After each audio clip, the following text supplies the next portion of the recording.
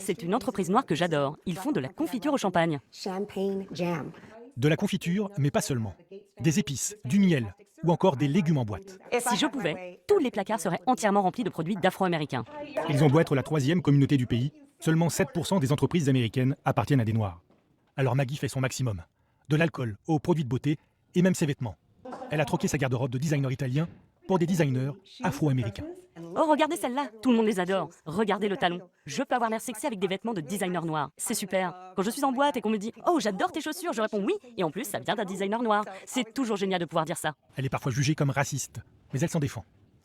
Je ne déteste pas les blancs. Et je ne me dis pas que c'est de leur faute. Je pense uniquement à ce que je peux faire pour ma communauté. Je m'en fiche complètement de ce que disent ou ne disent pas les blancs sur leur propre business. Quand les gens disent « Achetez Made in America », personne ne leur répond « Oh, ça veut dire que tu détestes le Mexique ? Et tu détestes la Chine ? Et le Canada ? Non, ça veut juste dire qu'on aime l'Amérique. » Et quand je dis acheter noir, ce n'est pas parce que je n'aime pas les autres, c'est parce que nos entreprises sont tellement peu soutenues que si je ne le fais pas, qui le fera ? Avec le temps, la militante s'est transformée en véritable enquêtrice. On t'a menti sur le Buy Black. On te dit que c'est du communautarisme, du racisme, c'est pas très éthique. La vérité, c'est quoi le Buy Black aux États-Unis et pourquoi pas en France? C'est un principe simple.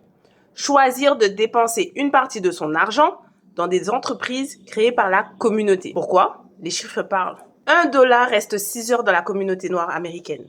Dans la communauté asiatique, il circule 30 jours. Dans les communautés juives, 20 jours. La différence?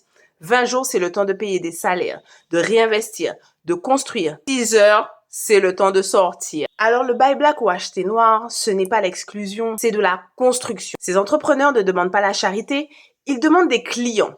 Ils veulent embaucher dans leur quartier, financer les écoles de leurs enfants, transmettre un patrimoine, un peu comme tout le monde. Alors moi, ça me fait rire ceux qui parlent de repli communautaire, parce que elle l'a dit, c'est comme dire que le Made in France, c'est du repli, ou que soutenir l'artisan de ta ville, c'est dangereux.